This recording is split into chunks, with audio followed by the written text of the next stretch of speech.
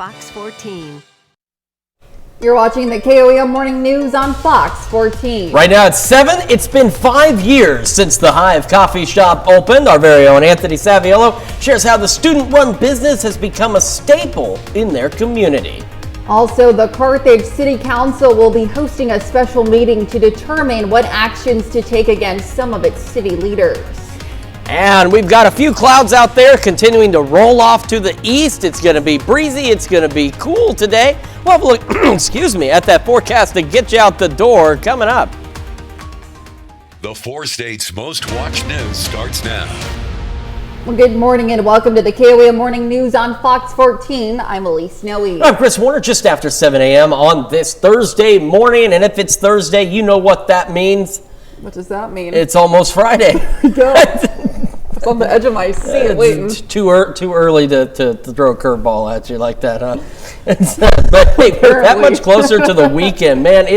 We got some much needed rain yesterday, and it's going to be a really nice weekend. Oh, I'm excited for it. And it's a good time to go and enjoy some coffee too. Absolutely. As a matter of fact, students in Fredonia, Kansas are now 5 years into running and operating a successful business. KOM was there for the grand opening of the Hive 5 years ago. The coffee shop in Fredonia is now a staple in the community. A ringing of a bell is how most students start their morning. However, Fredonia Yellow Jackets prefer a different sound. The reason I wanted to start working here is because I had so many advocators in the upper class, and I just loved those upperclassmen, so I wanted to work here with them.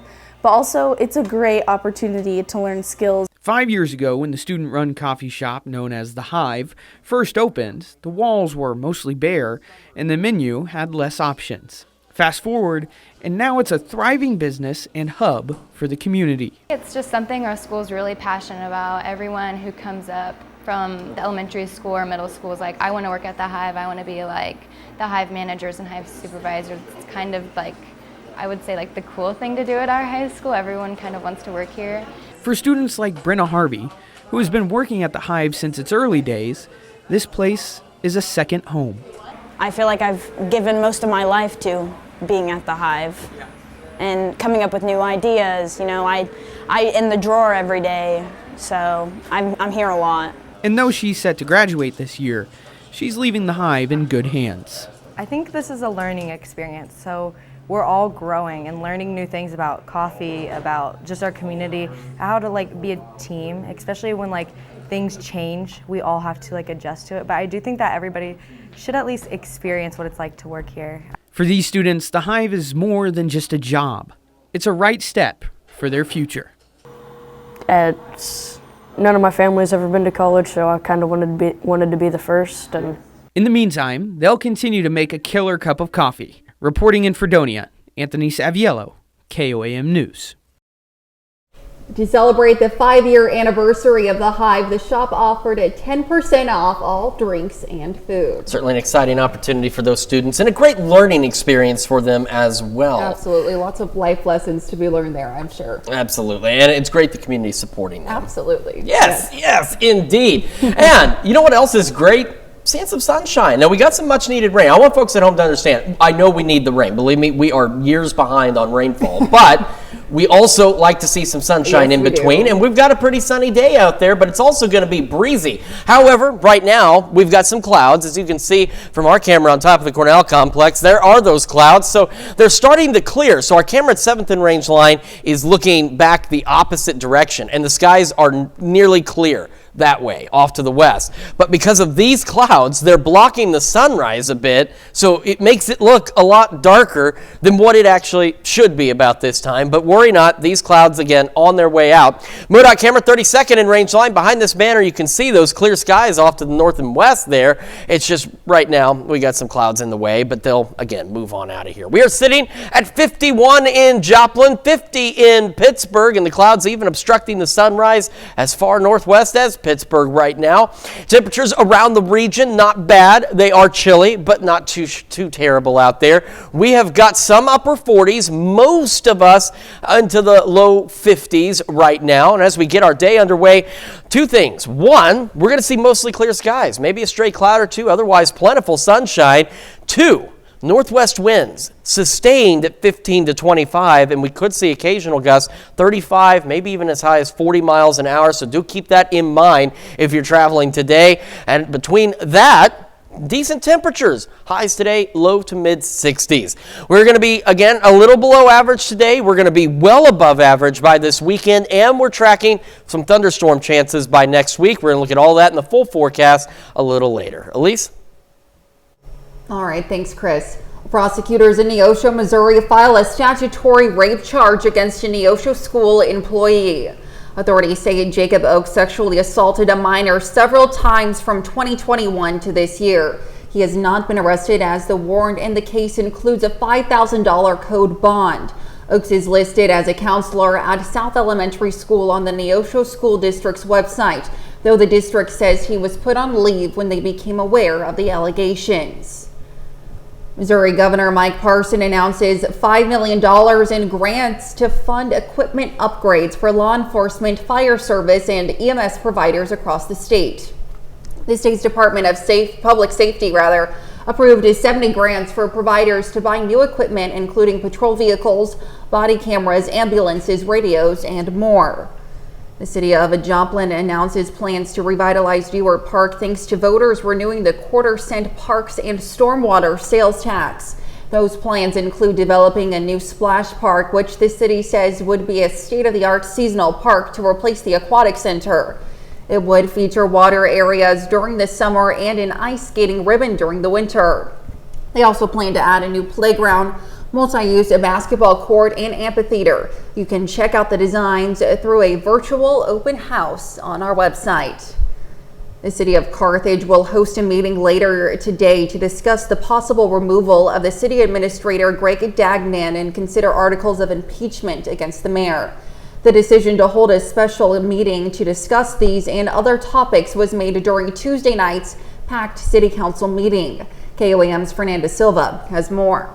The first meeting for some new Carthage City Council members was eventful. A motion to terminate City Administrator Greg Dagnan's employment immediately was proposed by City Council member Alan Snow, but according to the mayor, the motion was not appropriate. They have to be able to have a hearing. They have to be presented with charges. There has to be a cause, and so far none of that has been presented. So you can't remove an officer of the city by making a motion to do it. The discussion on the topic was rescheduled to happen on Thursday evening alongside articles of impeachment against the mayor. Anything that the mayor doesn't like, he tries to find a way to prevent from happening or prevent from being discussed, and I feel that this is just more of the same. According to Snow and some other council members, the city has been divided and has lost trust in the city hall. I don't believe that our city, because of the distrust, can move forward with the city administrator still serving. I feel like Mr. Dagnan has taken on a little bit more of a role of a city manager, which is more direct authority in that role. Part of the conflict lies around Dagnan's contract with the city. I believe that the mayor gave him a letter to offer him a job that was never ratified or approved by council. Traditionally by our city are between the employee and the mayor. That's the way they have always been done, and that's the way mine was done when I started. According to Dagnan, the contract says he cannot be fired for the first 10 years unless there is a cause. We tried contacting the city's HR to understand the city's policy when it comes to employee contracts, the possible removal of the city administrator, and the consideration of articles of impeachment against the mayor. However, we cannot get a clarification on the procedure because of a motion made Tuesday night. New council member Jonna Schramm made a motion to prohibit city employees from speaking to the media about city-related issues without the approval of the city council. The motion was tabled and added to Thursday night's city's council meeting as a resolution. Some motions that were made should really have been either in the form of a council bill or a resolution, and they were not. None of them were on the agenda, which they need to be, and some of them are just the process. That was the wrong point in the process for a motion like that to be made. We also tried contacting the city's attorney but couldn't reach him. We're all one team, and if they don't want me on their team, that is okay, but there's actually rules that must be followed. There are our charter, ordinances, and state laws, and they need to follow them, and they're not doing that. Well, I believe that removing Mr. Dagnan from the position would be a significant step towards healing the city and trying to pull us back together in a unified manner. In Carthage, Fernanda Silva, KOAM News. There's also a dispute regarding the Water and Electric Board and Water and Electric salaries. The City Council also approved a motion declaring no confidence in the leadership of Mayor Dan Reif. We were able to talk to the city's attorney. You can find the answer to our questions as well as additional information on this story on our website, KOAMnewsnow.com. And those are our top stories this half hour. Coming up next, Dustin Leno from the Joplin Fire Department will be with us to share a few tips on how to stay safe during severe weather. And later, we'll hear how a Vermont woman is not letting cancer stop her from competing a lifelong dream. But first, here's a live look from the Lincoln Park pickleball courts.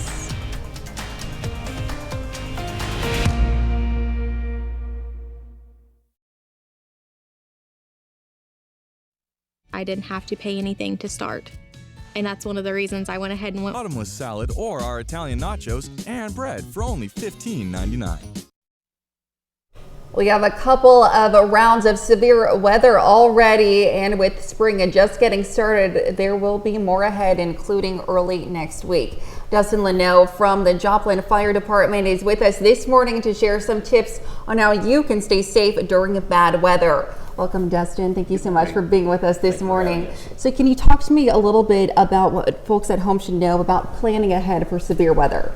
Yeah, absolutely. So we're very blessed in our area. We have a lot of really great resources. We have a lot of information, such as KOAM. They provide an excellent coverage of things happening right now. And what we want to do is start a conversation of how we can be a more resilient community in planning ahead and making and setting aside severe weather or even any type of disaster related kits to be more prepared. And that's our goal. We want our citizenry, we want the 4 states to be as resilient as possible, to be able to weather the storm and bounce back right afterward. And what do those severe weather kits look like? What should they include? So there is some great information on exactly what should be there on the ready.gov website, and I believe there is a link on the KOM website as well for that. And that will walk through all types of storm preparedness, storm mitigation tips, how to build you a kit for what to do after the storm rolls through, how to be resilient, how to be prepared. Maybe if there's a prolonged power outage or something like that, or when emergency services are overwhelmed, what happens to bridge that gap between after the storm has passed to when we start rebuilding and making sure everybody's safe. Absolutely, very important indeed. It's also important for storm shelters to be available. Can you talk to me a little bit about registration for the area, specifically in Joplin and Jasper County? Right, so specifically for Joplin and Jasper County, there is a link on your webpage to register your storm shelter, and the purpose for that is to allow a list for emergency responders in case of some type of an event, would be able to go through, identify those, and get those shelters searched to make sure they're clear, make sure everybody's safe. We don't want somebody to be, by any means, endangered or trapped or something like that. So we have that information readily available to our first responders, and to have that information on hand can be a great asset to us. Absolutely. Can you talk to me about the importance of the City of Joplin's See-Click Fix for vacant and dangerous buildings? Yes, ma'am. So vacant dangerous buildings are an extreme danger to emergency responders, especially to firefighters. So we asked the community to get on the website, go to the See Click Fix website, and report any dangerous or vacant building in their neighborhood, and it will get it on the city's radar, and they will start the process to see what they can do to make it safe for our community and mitigate that. Wonderful. Well, thank you, Dustin, for being with us this morning. Lots of great information there. And the links that Dustin referred to will be on our website. Of course, that's KOAMnewsnow.com. Stick around. We're back with more weather and news after this. Deep forest, majestic mountains. Bad boy mowers and tractors. Power, performance, attitude.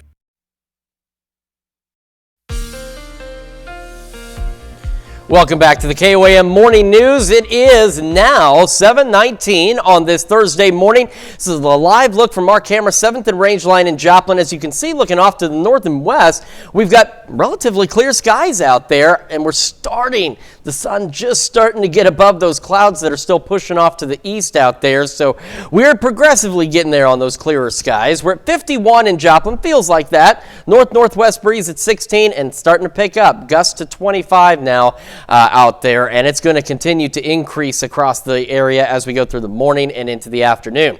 Temperatures around the region, again, could be a lot worse. It is chilly, but could be colder, and we're glad that it's not. Upper 40s and low 50s across the region as we get this Thursday underway. So we're going to have those north-northwest winds sustained at 15 to 25 miles an hour, and we could still see some occasional gusts out there, 35, potentially 40 miles an hour. So just keep that in your back pocket if you're out traveling today, that it's going to be very breezy. We'll have plentiful sunshine, though. Clouds will continue to clear out from west to east out there, and we'll make it to about 53 by 11 o'clock this morning. Could have a few clouds here and there through the afternoon. Otherwise, mostly sunny skies and temperatures below average, but not too bad. Low to mid 60s out there. As we head into this evening, we're going to cloud back up for some of us as we head into the evening hours. We partly, maybe even briefly, mostly cloudy, and then those clouds will clear. And remember, without the clouds tonight, it's going to get downright cold. We don't have the clouds as that blanket, so upper 30s, low 40s. Not quite frost freeze levels, but still much colder. However, that's going to be the last cold night we have for the next several nights. Now, I want to talk about next week. Elise mentioned it, speaking with Dustin Luno. We've been talking about this. For the last 3 days, our area has been in a highlighted zone that includes a large chunk of Oklahoma and into Kansas as well, for some strong to severe thunderstorms Monday night into Tuesday. It's been that way for 3 days. Confidence levels are relatively high that the atmosphere will be set for strong to severe thunderstorms. What we're getting the fine-tuning on now is the timing of these storms. So here's what the Future Track is thinking right now. By late Monday, after about 10 o'clock, we're going to have showers and thunderstorms develop across the area, starting out west, of course, and rolling to the east. These will be strong, potentially severe.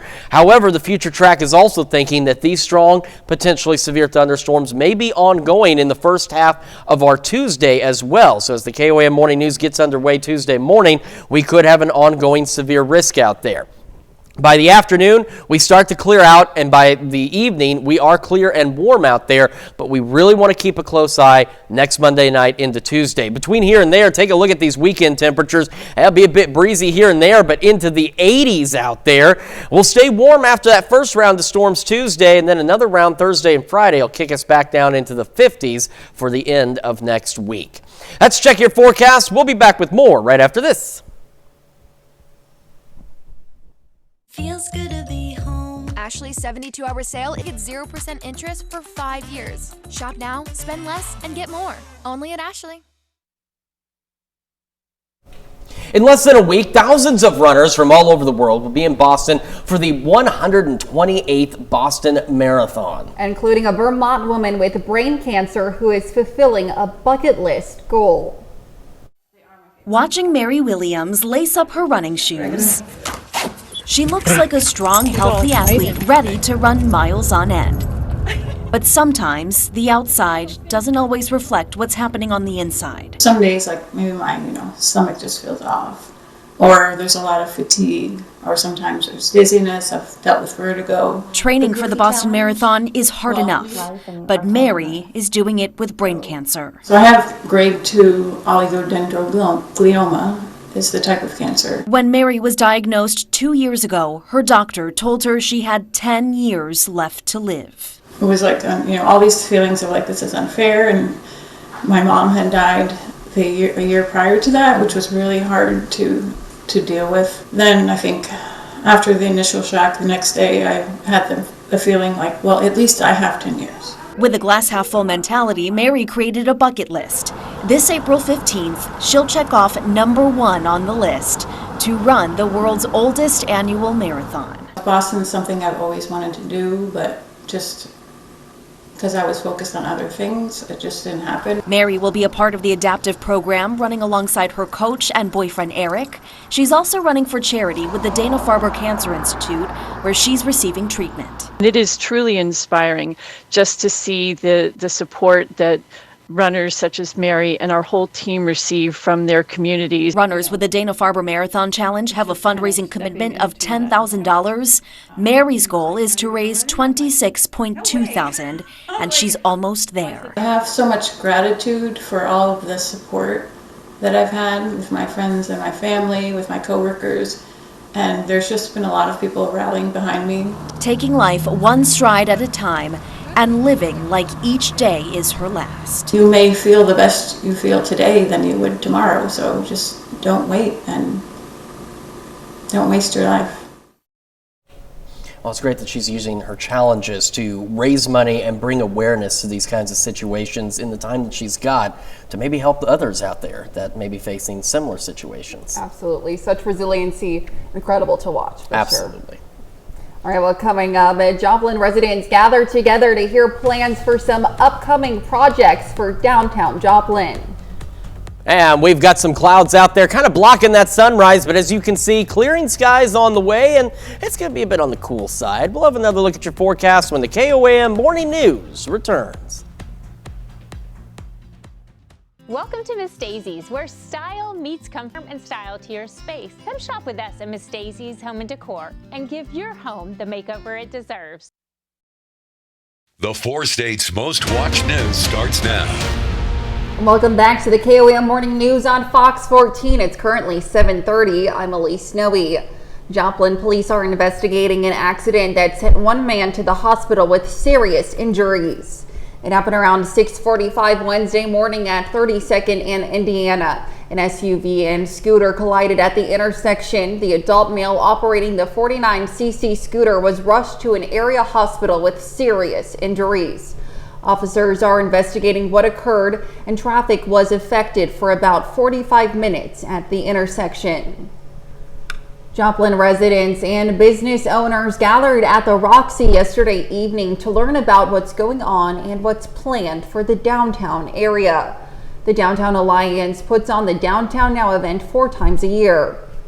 Last night's focus zeroed in on streetscaping and laid out design plans for the southern portion of the downtown corridor, one of many projects funded by the city's capital improvement sales tax. Attendees also got the chance to learn about Liberty Utilities' rebate program for businesses and find out how they can replace their existing lighting with LED lights. This is amazing. This is exactly what we want to see for our model schools. We want to see students engaged in their learning, student taking ownership, teachers engaged in the work as well, and showing that they truly care about their students' learning. Solution Tree yesterday gave the Carthage Intermediate Center a celebration box containing a flag and certificate of recognition that was to recognize the Center for Achievements in Enhancing Student Learning.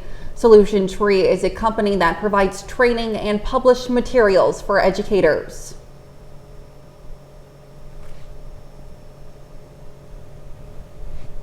All right, excuse me.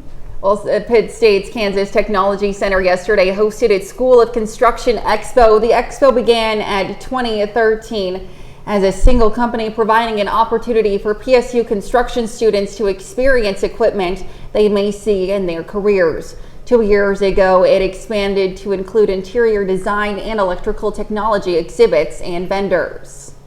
So we try to bring a little bit of that to them. Last night we had a networking session with the companies, and we had education sessions that was open to the public and general contractors as well. And so we were trying to bring that to them, and it's free to them and to area contractors and such, and try to bring a little bit of that here. The event has grown in recent years to include as many as 800 attendees and 100 companies. The Pittsburgh Police Department yesterday conducted a car seat check lane event. Technicians inspected child seats and family response advocates provided families with information about their program.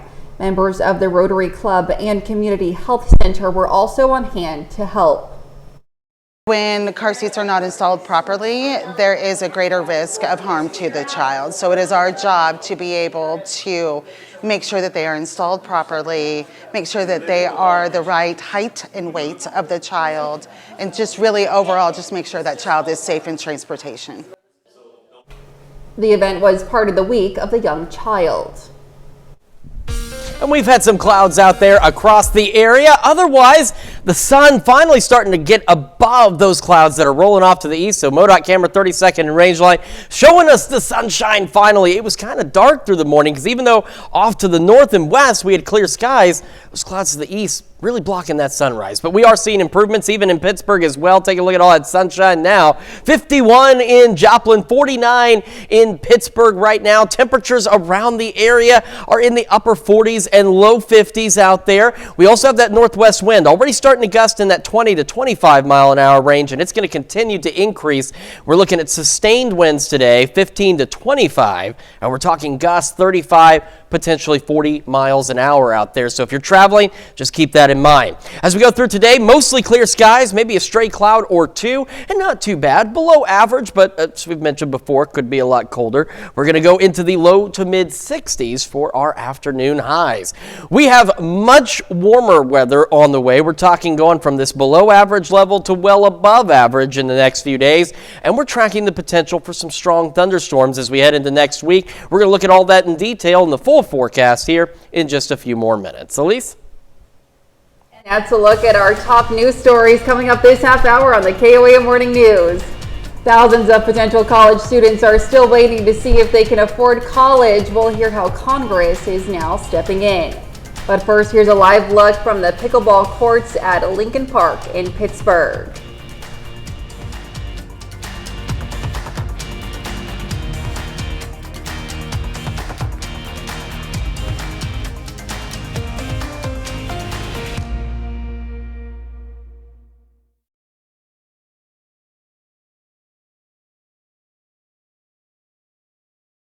The cost of education can be a tough burden. That's why Missouri's most Have the edge, the player's edge. Kansas Crossing Casino, Pittsburgh, Kansas. Gambling problem? Getting help is your best bet. Call 800-522-4700. Must be 21 or older. In Consumer Watch this morning, the National Transportation Safety Board is ramping up its investigation into Boeing. Late Wednesday, Boeing provided federal investigators with the documents that may show instances where a door plug was removed from a 737 MAX as it was being assembled. The new documents may shed light on why Boeing employers did not document that key moment on the assembly line or explain why a door plug flew out during Alaska Airlines Flight 1282 in January. The next step is to determine if Boeing workers documented what that type of work is in the past. The Biden administration set strict new limits on forever chemicals in drinking water, making tap water safer for millions of people. This is the first nationwide drinking water limit on PFAS, which are linked to health issues.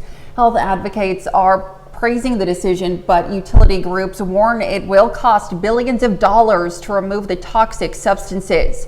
The chemicals have been used for decades in household items, clothing, and food packaging.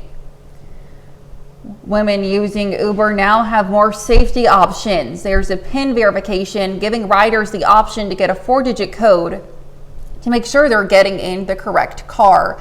There's the ride check feature that lets you know if a driver goes off course, stops unexpectedly, or ends up an early trip. An audio recording feature in the app can record your trip and secure the encrypted audio on your phone. Riders can also share their trip with a friend or family member. All or just some of the features can be turned on automatically based on time or location, or can be set for all trips.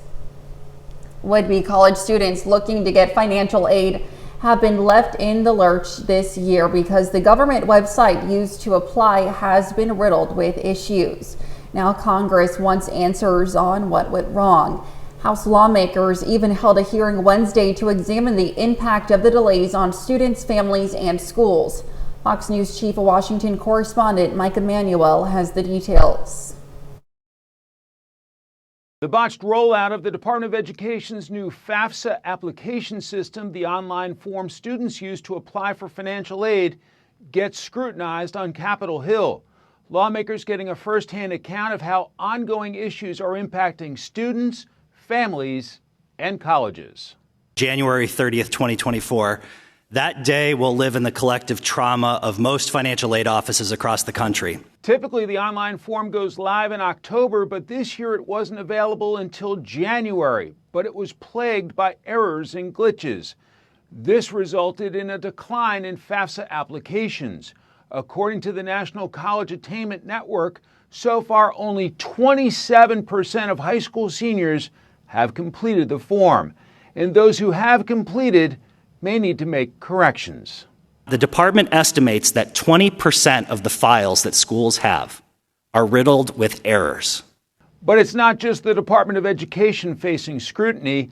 Ahead of Wednesday's hearing, Senate Democrats sent a letter to General Dynamics, the federal contractor behind the new FAFSA application.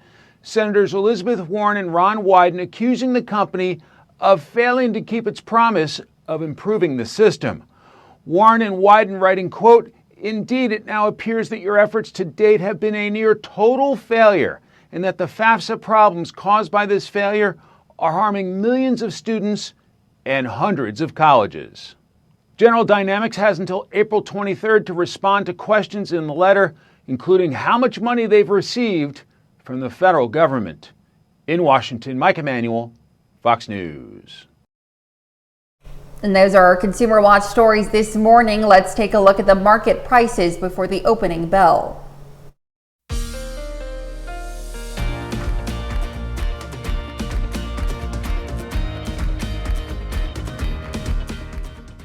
You're a storyteller, negotiator, artist, innovator. Will score a CF Moto U-Force UTV. Only at Riverbend Casino Hotel in Wyandotte, Oklahoma.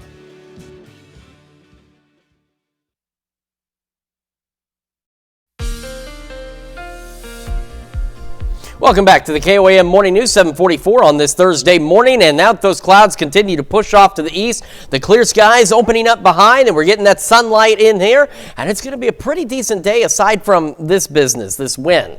51 in Joplin right now. North-northwest breeze at 16 with those gusts upwards of 25. And those gusts will continue to increase today. In fact, they're looking at gusts upwards of 35, potentially 40 miles an hour. So keep that in mind if you are traveling. Temperatures right now, not too bad, a bit chilly. We're in the upper 40s and low 50s across the area. As we get our day underway, we will gradually warm into the low 50s and kind of hang out there through the early morning hours, and we're going to be clear but breezy. As we head into the afternoon, though, maybe a stray cloud or two, otherwise sunny skies and temperatures below average but not bad as we go low mid 60s across the area today. As we head into this evening, we are going to have an opportunity for some of us for some partly, potentially mostly cloudy skies for a little bit, but those clouds will clear right back out, and we're going to get chilly tonight with those mostly clear skies going back into the upper 30s and low 40s. Now, what we want to talk about is something we've been discussing the last few days and we're keeping a very close eye on is next Monday night into Tuesday, at least the first half of our Tuesday. We have been highlighted in our area here for the potential for strong to severe thunderstorms going on 3 days in a row now.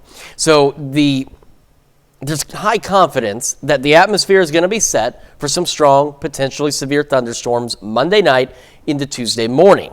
What we're getting now in the fine details is the exact timing of these storms. So it's going to matter. It's going to depend on exactly how early they start and how quickly they move. But we are looking at that potential for strong to severe storms Monday night into Tuesday. So let's take a look at what the future track's looking at right now. By Monday evening, say after about 10 o'clock or so, maybe 9 at the earliest, we're going to see showers and thunderstorms begin to develop out west and roll off to the east. These are going to have the potential to be strong to severe out there. And we could see this, at least on this current future track thinking, these storms continue to be strong, potentially potentially severe in the first part of our Tuesday. So by the time the KOAM Morning News goes on Tuesday morning, we could have an ongoing severe threat out there. So it's something we're going to keep a very close eye on, and you folks at home should just keep Monday night and Tuesday in the back of your mind there as a potential for some severe weather out there. Now, once this system rolls through, we'll have a few lingering showers through about noon, and as we head into Tuesday afternoon, we'll clear out, the storms roll off to our east, and we're going to warm up still. We're actually looking to still be into the mid to upper 70s by Tuesday afternoon. Between now and then, take a look at this. Continuing to warm, low 70s Friday, going into the 80s this weekend. We got those storm chances Monday night into Tuesday. Still warm on Wednesday, more storms Thursday and Friday, and that'll put our temperatures back down into the 50s by the end of next week. Let's check your forecast. We've got a lot more coming up right after this. Outpost Casino is state area by watching the Hero Fund USA Giving Day on April 18th on KOAM.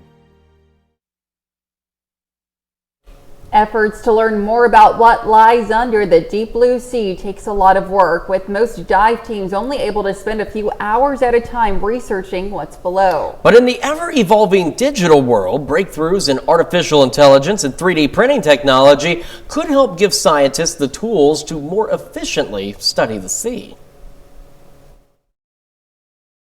It's often said we know more about the surface of the moon than we do about what lies beneath the world's oceans. A world that is wholly underexplored. The oceans cover roughly 70% of the planet, but as of last year, less than 25% of the seafloor has been mapped. This according to the latest data from the National Oceanic and Atmospheric Administration. Scientists hope the latest technological breakthroughs can help us better study the sea. Dive teams can only see so much and go so far. In Australia, researchers trying to monitor marine life and combat the effects of coral bleaching along the Great Barrier Reef are getting help from an artificial intelligence-powered underwater drone called Hydrus. We've had to augment our survey methods to include the use of robotics, just to enable us to scale, to go deeper, to operate in areas where predators like crocodiles and bull sharks and jellyfish now routinely reside. While Hydrus can autonomously collect data for up to 3 hours at depths of nearly 10,000 feet, teams at a company called Deep are aiming to build 3D printed underwater research centers. In the future, those hubs could allow scientists to live comfortably while studying the oceans for weeks at a time instead of just completing quick dives. What we're trying to do is allow individuals to go and be at depths of up to 200 meters for at least a month at a time. And what we're trying to do is buy time, raise productivity for science, for research, and other critical activities that occur on the seabed to happen in a more fluid and safe way. Chris DeMeo, Fox News. Well, certainly innovative. Pretty cool. Yeah. And we're just discussing this with our director, James. Back in the early 90s, there was a show on NBC called Sequest. Had that same concept, people living under the water and all that good jazz. And here we are. We're slowly but surely getting to that point. And we are slowly but surely getting to the point of some clear skies out there. Our camera on top of the Cornell Complex, downtown Joplin. Again, we've got some clouds rolling out to the east, so that's blocked some of the sunlight from getting through this morning, but we are seeing more of that sunlight out there because skies continuing to clear out to the west. MoDOT camera 32nd in range line. Plenty of sunlight from this perspective here as we get this day underway. In Joplin right now, we are 51. We're 49 in Pittsburgh, and again, ample sunshine out there as well. And that's how today's going to be. A few stray clouds here and there, but otherwise mostly sunny skies. Temperatures, again, still holding into the upper 40s and low 50s out there. And as we head into the afternoon, we're looking at highs low to mid 60s, mostly clear skies. Breezy, though. We're looking at those northwest winds sustained 15 to 25 miles an hour, and then we could see some gusts out there, 35, potentially 40 miles an hour as well. So if you're heading out or traveling today, just keep that in mind that it is going to be breezy, but it is otherwise going to be pleasant, even though our temperatures are technically below average. We've got much warmer weather, in fact, well above average temperatures on the way, plus those thunderstorm chances next week. We'll take a look at that, plus the news you need to know right after this. You are more than your car wreck, more than the injuries it caused. We are proud to salute Charles Burns, a four-state hero. Here's a check of today's top headlines, the news you need to know before you head out the door. Prosecutors in Neosho, Missouri file a statutory rape charge against Jacob Oakes. Authorities say Oak sexually assaulted a minor several times from 2021 to this year. He has not been arrested, as the warrant in the case includes a $5,000 code bond. Carthage will host a meeting to discuss the possible removal of the city administrator Greg Dagnan and consider articles of impeachment against the mayor Dan Rife. The initial motion was proposed by Mayor Pro Tem Alan Snow. According to Snow, the city is currently divided and has, quote, lost trust in the city hall. The city council also approved a motion declaring a no confidence in the leadership of Mayor Dan Rife. Missouri Governor Mike Parson announces $5 million in grants to fund equipment upgrades for Missouri's first responders. The state's Department of Public Safety approved 70 grants for providers to buy new equipment, including patrol vehicles, body cameras, ambulances, radios, and more. And we've got ourselves a relatively decent day out there. Mostly sunny skies, highs in the low to mid 60s, and those northwest winds gusting again 35, potentially 40 miles an hour out there. As we head through the evening, a brief period of partly, maybe even mostly cloudy skies for some of us, and then that clears right back out, and we're going to fall back into the upper 30s and low 40s tonight, so a bit chilly for sure. As we head into the weekend, though, it's not going to be chilly much longer. We're going to go into the 80s by this weekend, and we're keeping an eye on strong, potentially severe thunderstorms Monday night into Tuesday morning, so we'll keep you updated on that, and then more showers and storms next Thursday and Friday. An elite obstacle course racer and double world champion Anuka Garnier has set the new world record in rope climbing yesterday. The 33-year-old broke the existing overall record of 295 feet held by South Africa's Thomas van Tonder by climbing 361 feet. The world record-breaking climb took place at the Eiffel Tower. That is one thing you will not find me doing. I am terrified of heights, so I'm not going to be climbing up on anything unless it's absolutely necessary. I think that is a good plan, Chris. I think it is too. That's the last thing I want to do. Well, thank you all so much for letting us put the good in your morning. We'll be back with more news and weather today at noon. Have a great rest of your morning.